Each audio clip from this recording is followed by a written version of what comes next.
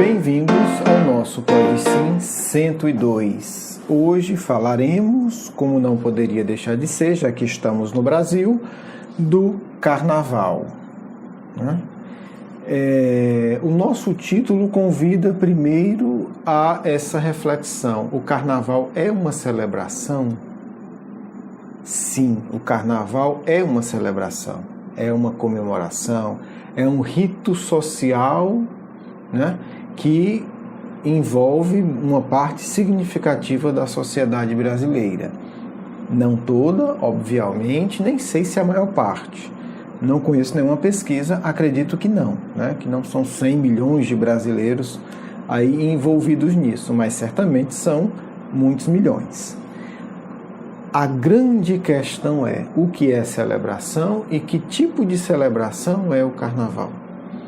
Então, primeiro a gente tem que entender que celebrar é algo que está ligado diretamente, à natureza humana. Nós não conseguiríamos viver sem celebrarmos. E o que é celebração, falando de uma maneira simples? A celebração é a congregação em um grupo, é a festa de uma grande ou pequena coletividade. É uma comemoração que une as pessoas. Nós não teríamos sobrevivido nos últimos 200 mil anos na Terra, é onde a antropologia coloca o início da vida realmente humana. O André Luiz também tem a mesma opinião, se nós não celebrássemos constantemente. Então, o celebrar, o comemorar em conjunto é uma necessidade espiritual que nós não podemos abrir mão. É importante a gente colocar isso para que a gente não caia na discussão infeliz, medieval, e como se tudo fosse uma oposição entre alegria e tristeza, ou como se tudo fosse uma análise, pode celebrar ou não pode celebrar.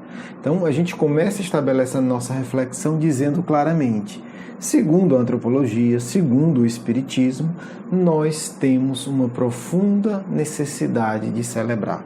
Eu digo segundo o espiritismo porque a gente tem relatos maravilhosos de Kardec celebrando o encontro entre os espíritas, e Jesus foi um grande celebrador, se é que existe essa palavra, Jesus estava sempre comemorando em conjunto. E Jesus usa esse símbolo da celebração, da festa, da comemoração, inclusive como símbolo do reino dos céus. Para que vocês não estranhem, eu vou lembrar rapidamente que Jesus compara o reino dos céus a uma grande festa ou a um grande banquete. Está aí nas parábolas, Kardec seleciona essa parábola e a inclui no Evangelho segundo o Espiritismo. Então, a celebração em si, do ponto de vista da antropologia, do ponto de vista do cristianismo, do Cristo, é algo saudável. O Cristo não compararia o reino do céu a um grande banquete, a uma grande festa, a uma grande celebração, se em essência celebrar fosse algo negativo. E se não bastasse, Jesus inicia a sua missão numa celebração de casamento. Então, espiritamente, nós não podemos ser contra a festa, nós não podemos ser contra a celebração. Porém, contudo, todavia e entretanto, como se diz, vamos entender algo que faz toda a diferença. Existem tipos e tipos de celebração. E a distinção não é meramente externa. Porque na festa de casamento que Jesus estava, tinha álcool. E o próprio Cristo transforma água em vinho. E os próprios espíritos dizem a Kardec que querem que seja colocada no início do Livro dos Espíritos, da obra que inicia o Espiritismo no mundo, o símbolo do trabalho deles, que é o quê? Que é uma parreira, que é o pé de uva, a planta que dá a uva. E diz: o bago, o bagaço é a parte material. O vinho ou licor significa o espírito. Então, isso é só para a gente começar a conversa, quebrando qualquer ideia infantil e infeliz, ou, sendo tecnicamente correto, qualquer ideia medieval de que espiritualidade é o oposto de celebração. Isso não existe para a visão cristã e para a visão espírita. Vamos agora entender que existem pelo menos 2 grandes tipos de celebração. E aí a gente começa a tentar entender com um pouco mais de profundidade o que é celebrar. Eu vou usar referência em 2 culturas da época do Cristo, a cultura grega e a própria cultura judaica. A cultura grega vai falar de 2 grandes forças. Depois o Freud, a psicanálise, pegou essa ideia de uma maneira interessante, limitadora, mas interessante. E vai se falar de 2 grandes forças humanas, simbolizado por 2 personagens mitológicos. Eros, que obviamente, distorcido sem ninguém entender, deu origem à palavra erotismo, que já é uma deturpação do Eros, a gente sabe disso. E o Hades, que é o senhor do mundo inferior. De Hades se derivou Thanatos, ou Thanatos, que significa a morte. Então a gente associou a inferioridade à morte. E hoje, é sempre curioso, gente, estudar como nós, arianos, interpretamos a mitologia. A gente sempre limita, é muito interessante isso. Mas enfim, seja como for, hoje a tanatologia, que vem de Thanatos, que vem de Hades, significa aquelas pessoas que se especializam numa área para lidar com a morte física. Então há uma associação clara entre mundo inferior, Hades, com Thanatos, que foi uma variação do nome do Hades, que é o senhor do mundo inferior, com a morte. E Eros, que a psicanálise chama de pulsão de vida. Amor. Na verdade, Eros aí é amor. Então a gente vai ter simbolicamente essas 2 grandes forças, as forças inferiores e da morte, e as forças do amor e da vida. Na cultura judaica, a gente também vai ter esse simbolismo, um pouco mais duro, um pouco mais forte, onde vai ser as coisas de Deus e as coisas do diabo, do inferno. É preciso dizer que o inferno judaico é extremamente parecido com o inferno grego e que não tem nada a ver com o inferno católico. Para os gregos e para os judeus, o inferno é um lugar de sofrimento provisório. Os católicos na Idade Média é que inventaram que o inferno é eterno. Tá certo? Então, quando Jesus fala inferno, ele está falando de um lugar de sofrimento provisório. Quando os gregos falam inferno, o mundo inferior, ou Hades, é um lugar de sofrimento provisório. Seja como for, a gente vai ter essas 2 grandes características centrais, que a gente com elas pode entender a celebração. Nós estamos falando de celebração de Hades e de Thanatos, ou estamos falando de celebração de amor e de Eros? Estamos falando de celebração de pulsão da morte, ou estamos falando de celebração de pulsão da vida? Estamos falando de celebração de inferioridade, ou estamos falando de celebração de espiritualização? Então a gente vai pegar isso e organizar da seguinte maneira. A celebração por si é indispensável. Quando nós estávamos nas cavernas, nós celebrar no sentido da conjunção da comunidade para comemorar algo diariamente. E nós tínhamos as celebrações mais importantes, a celebração da caça. É difícil imaginar algo tão alegre quanto a gente estar num pequeno grupo, 15, 20 pessoas, quase mortos de fome, 2, 3 dias sem comer, de repente a gente consegue, trabalhando em conjunto, matar um animal. E à noite a gente se alimenta desse animal na fogueira olhando as estrelas. Essa é uma celebração da vida. Nós estamos conseguindo nos manter, nós estamos nos alimentando, nós estamos conquistando a vida, nós estamos perpetuando a vida. Porque o casamento é uma celebração de vida, porque dali a vida continua. 2 pessoas irão gerar outras pessoas do ponto de vista material, a vida continua. O nascimento é uma celebração de vida. Então, se a gente consegue entender que a celebração em si é essencial e que o Cristo usa esses símbolos, e se a gente consegue entender que existem celebrações de vida e de morte, ou celebrações de inferioridade, de superioridade ou de espiritualidade, a gente vai poder olhar para os vários tipos de celebração e avaliar que tipo de celebração faz sentido, né? Observe que com isso a gente já está a milhares de quilômetros de distância da visão medieval. Celebrar é errado. Não, celebrar é indispensável. Agora, é importante que cada um pense que tipo de celebração quer ter. Aí está a grande questão, né? Pegando duas passagens do apóstolo Paulo, uma ele encarnado, outra uma mensagem que ele dá para o livro dos Espíritos, Paulo vai dizer o seguinte: o nosso último inimigo é a morte. E o povo lê, não sabe que Paulo é um grande conhecedor da Cabala, não sabe que Paulo foi discípulo de Gamaliel, um dos maiores cabalistas de todos os tempos, e acha só que ele está falando de medo de morrer fisicamente. E esquece que morte, para judeus e para gregos, também significa mundo inferior, que significa inferioridade. Então, o nosso último inimigo é a morte, mas a morte não só física, ou a física é a mínima, mas a morte é inferioridade. São símbolos que se interpenetram. Quando se fala que Jesus venceu a morte, ele não venceu só a morte física, ele venceu todas as influências da inferioridade. E aí, Paulo vem 1800 anos depois, vai lá para Paris como espírito, não sei onde ele estava, então não sei se ele foi de ônibus, como é que foi, mas sei que ele foi, e ele psicografa uma mensagem dizendo: o nosso objetivo é gravitar para Deus. O que é que ele está dizendo? O nosso objetivo é seguir o impulso do amor. Seguir o impulso do amor é superar o impulso da morte, o impulso da inferioridade. Um impulso que escraviza, né? É se permitir ser atraído pela fonte do amor. Se a gente imaginar simbolicamente a gravidade da Terra, né? Então a matéria puxa para baixo, né? Então, à medida que a gente se espiritualiza, a gente se eleva, a gente se torna mais leve.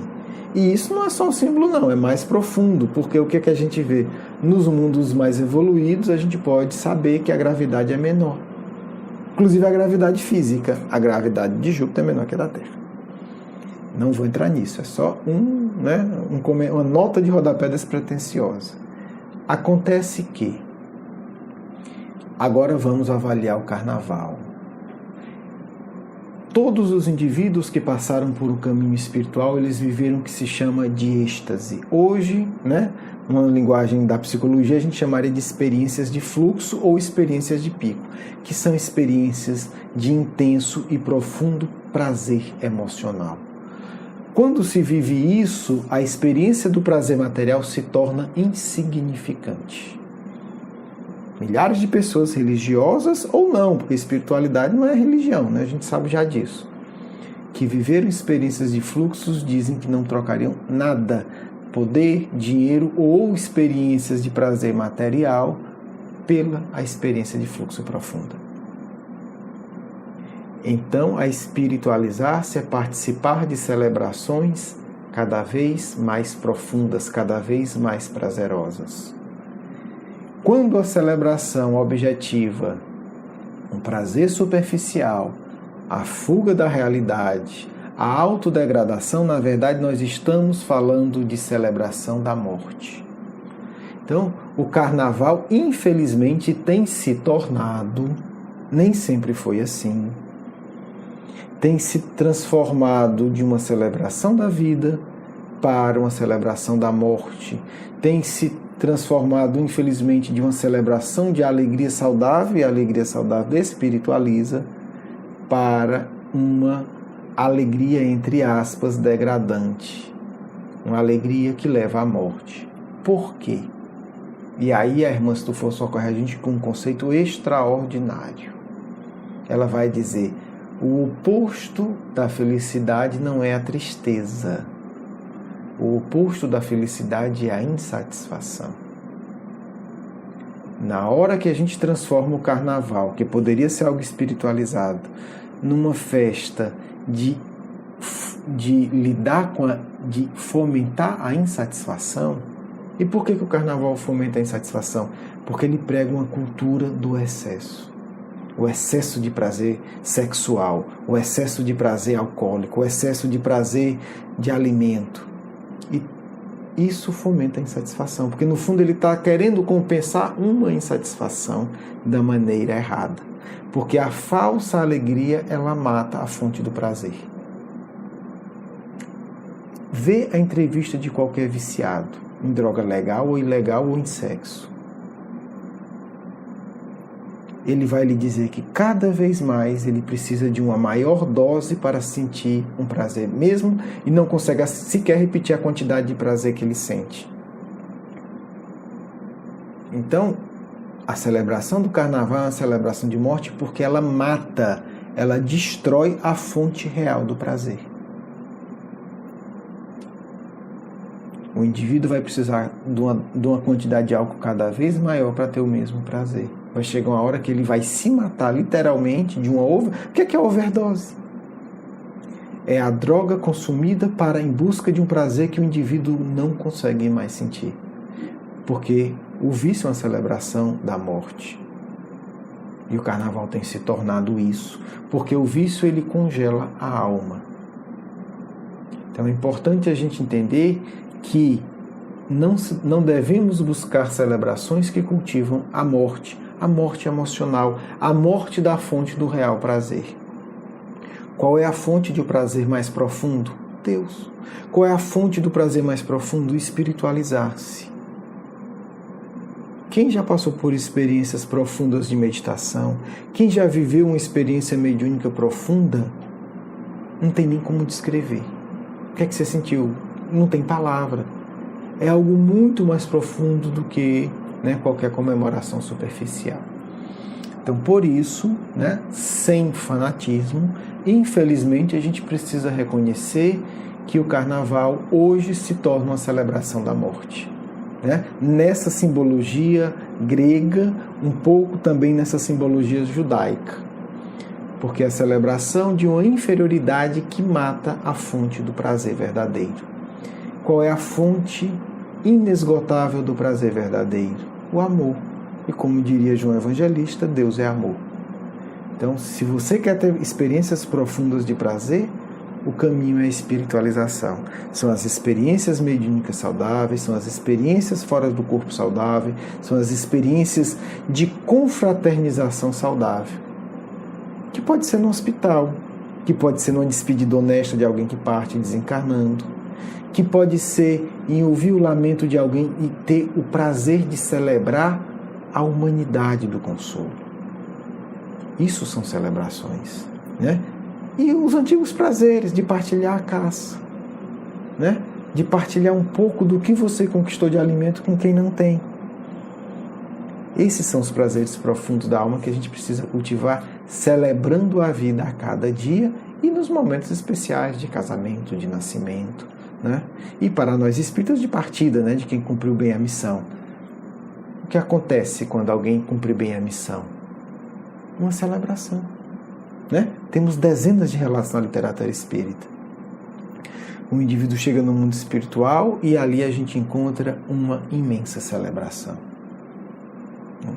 Queira Deus que o nosso carnaval, depois da limpeza que passaremos todos, íntimas e geral do planeta, se torne uma imensa celebração da alegria da vida.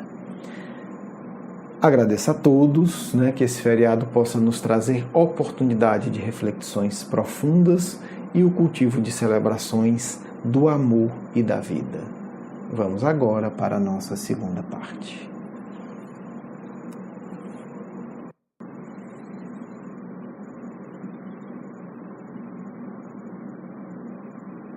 Que a paz e a alegria possa tocar todos vocês, meus filhos. Estejamos nós atentos, como cristãos desejosos de nos aproximarmos do Mestre, a evitar tudo o que possa atrapalhar nossa verdadeira paz interior. Filhos amados, as regiões inferiores da terra precisam de amparo e de ajuda, de consolo e de amizade, e não de loucura, e não de vocês encarnados, se tornando verdadeiros polos de atração e mesmo de tentação para os vossos irmãos enfermos da espiritualidade. Encarnados não são vítimas, são também atores. À medida em que querem viver desregradamente por paixões infelizes, dificultam a recuperação de todos aqueles que, fracos e viciosos, perderam o corpo físico. Filhos, precisamos de vocês. Precisamos que vocês orem mais. Precisamos que vocês mentalizem mais, nos doando energias para o sagrado dever da fraternidade entre encarnados e desencarnados. Um dia que não deve estar tão longe, espíritas entenderão que não devem fugir de carnaval, devem congregar-se em grupos enormes, em retiros vibratórios para a produção de energias socorristas. Quando tivermos milhares e milhares, sonhamos com milhões de espíritas reunidos no carnaval para celebrar a vida, em reuniões mediúnicas, mas também em estudos, em meditações dirigidas, em reflexões profundas, para que possamos, nessa data, realizar imenso socorro tão necessário à pátria do Evangelho. Espíritas, muitas vezes não tens o tempo que desejava, que poderia se desejar para as atividades. Por que não programar carnaval para isso? Reunir em grupos, oração, paz, devoção à causa do Mestre. Maioria não trabalha, poderia dedicar esse tempo ao amor aos mais necessitados. Poderia desenvolver conosco milhares e milhares de ações socorristas nos dois planos da vida. Espíritas, não sejais covardes, simplesmente vos escondendo das energias densas. Organizai vosso interior, organizai vossos grupos, buscai local adequado e realizai as tarefas necessárias. Conjugando forças, milhares de centros unidos, mesmo horário, vibrando, trabalhando e socorrendo, nos será de imenso valor. Espíritas, precisamos agir de forma coordenada, porque o Cristo espera de vós o amparo necessário para ajudar a pátria do Evangelho. Não fiquem como tolos condenando ninguém. Hajam como cristãos.